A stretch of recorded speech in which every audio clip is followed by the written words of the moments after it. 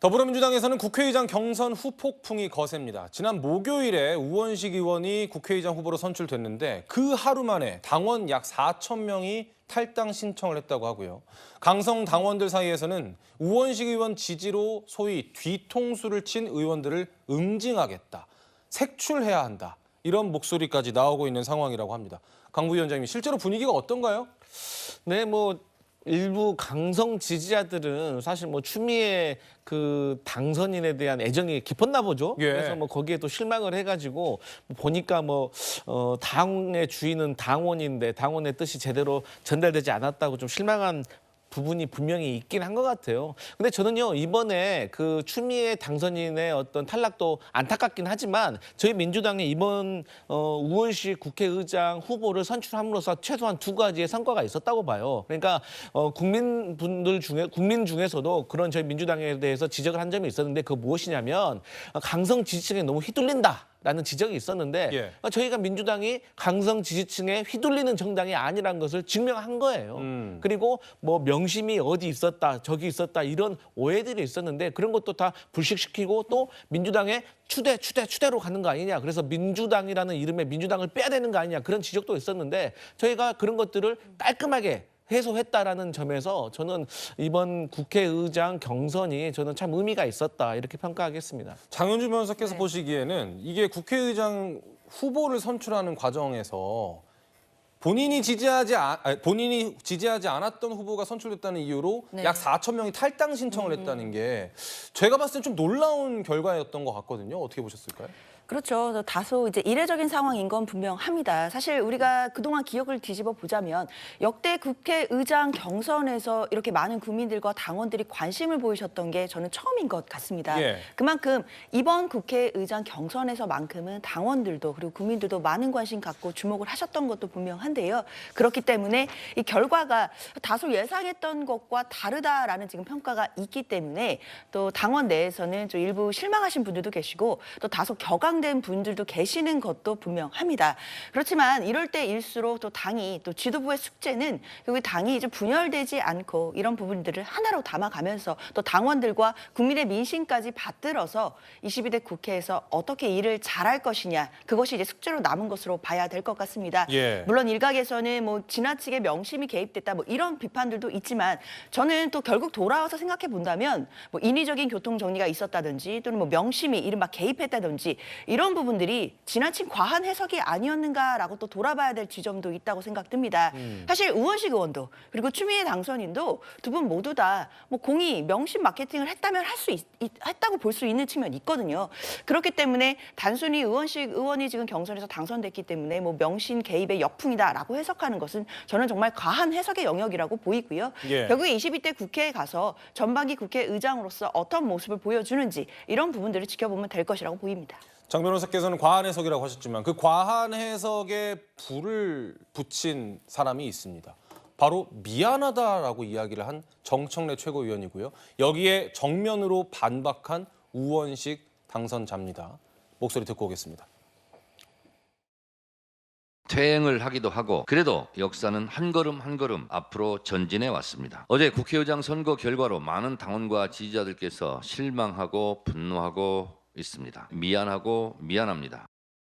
최고위원이 할 말이 아닙니다. 이재명 대표 말대로 당선자들이 뽑은 것이기 때문에 그것이 민심이다. 이렇게 이야기하지 않았습니까? 근데 무슨 사과를 한다는 겁니까? 저는 그거 취소해야 된다고 생각합니다.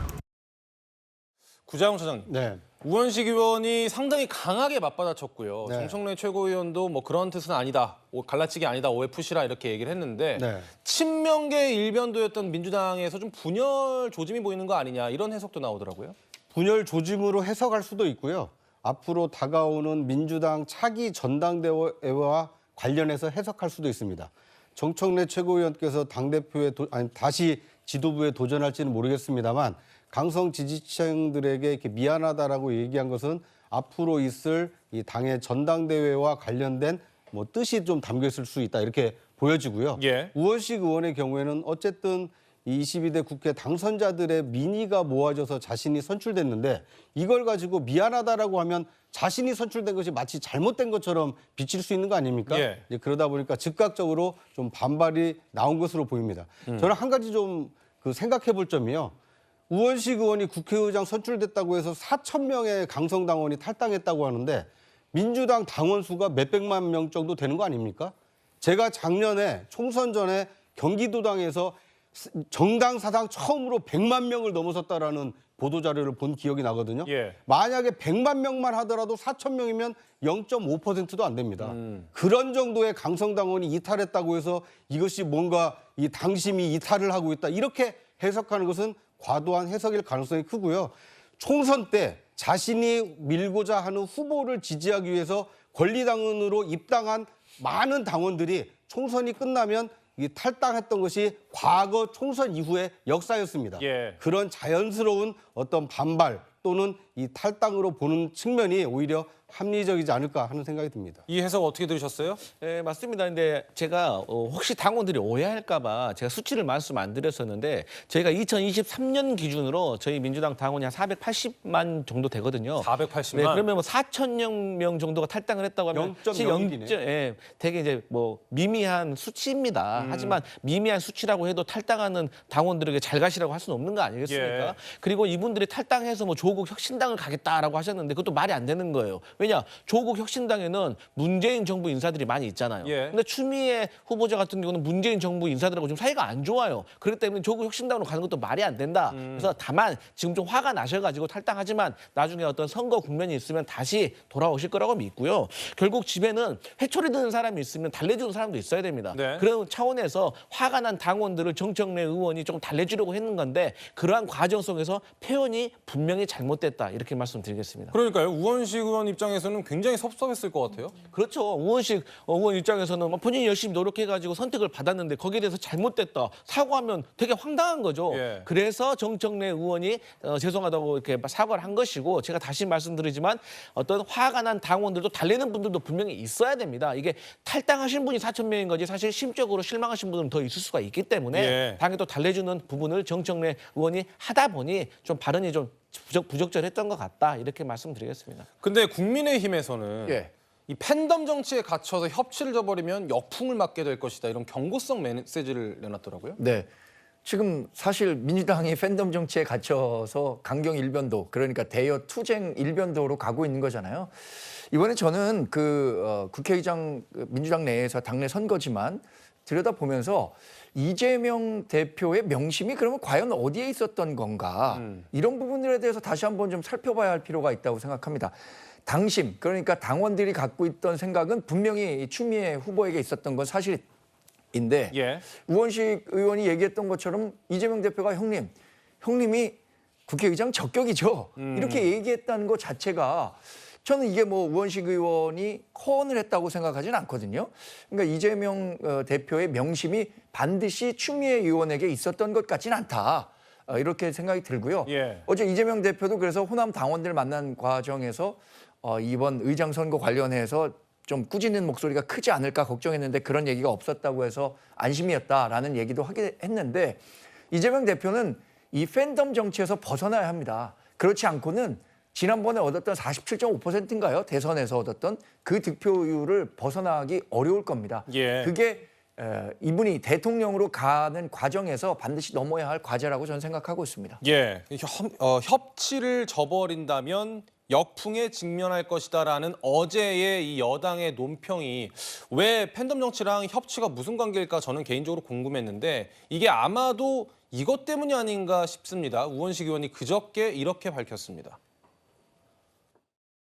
협의가 국민의 이익을 반하는 길로 간다거나 아니면 국민의 이익을 실천해야 되는데 그것이 지체된다거나 그러면 국회법이라는 그런 도구가 있습니다. 거기에 있는 국회의장이 할 수 있는 여러 가지 수단들이 있기 때문에 일테면 직권상 정도 할 수 있고요.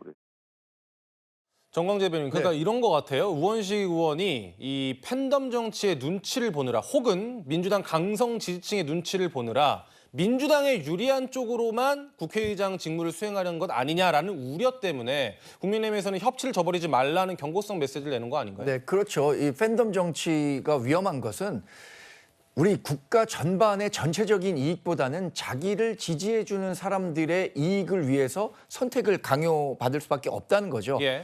그런 것들이 지금 뭐 21대 국회 현실화됐었고 21대 국회에서 180석 가까웠는데 우리가 180석이나 줬는데 너희들 뭐 했느냐 이런 비판의 목소리를 받는다는 판단에 따라서 22대에는 더 강경 모드로 돌아서겠다는 게 지금 민주당의 전반적인 방침 아니겠습니까? 또 우원식 의원도 추미애 후보보다는 전반적으로는 좀 온건한 분이라고는 하지만 기계적 중립이 몰같이한 것은 아니다. 뭐 이런 얘기를 하면서 민주당에 상당히 유리한 의사결정을 하겠다는 뉘앙스를 펼친 바가 있어서 예. 앞으로 22대 국회 운영 과정에 있어서도 사실 우리 정당이 굉장히 험로를 걸을 수밖에 없겠다라는 걱정을 하고 있습니다.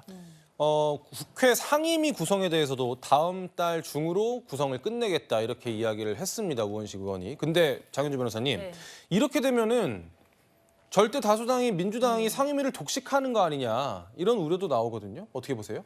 사실 지금으로서는 예단하기는 어려운 것 같아요. 다만 민주당 입장에서는 법사위원장과 운영위원장만큼은 민주당이 양보할 수 없다라는 강경한 입장으로 알려져 있는데요.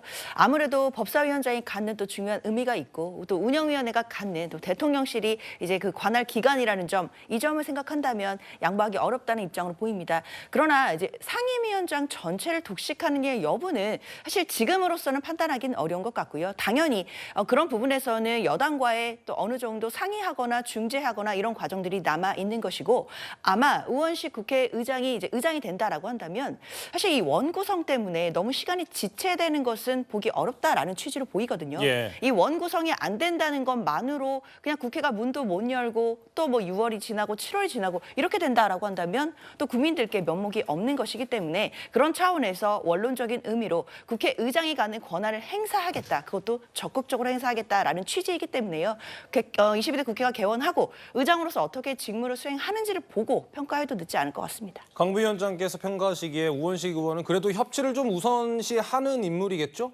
네, 그렇게 기대를 해보고 싶습니다. 아예 뭐 저는 평소 우원식 의원의 성품을 봤을 때 충분히 그럴 거고요. 말씀드리지만 저희 민주당이 기계적 중립을 말한다고 해서 무조건 민주당 편만 든다는 게 아니에요. 예. 과거에 민주당 출신이기 때문에 민주당 편을 들면 오해받는 걸 두려워해서 자꾸 기계적으로 빨리 합의해라 이러지 않겠다는 거고요. 우원식 후보가 저는 앞으로 잘 해낼 거라고 믿고 있습니다. 예.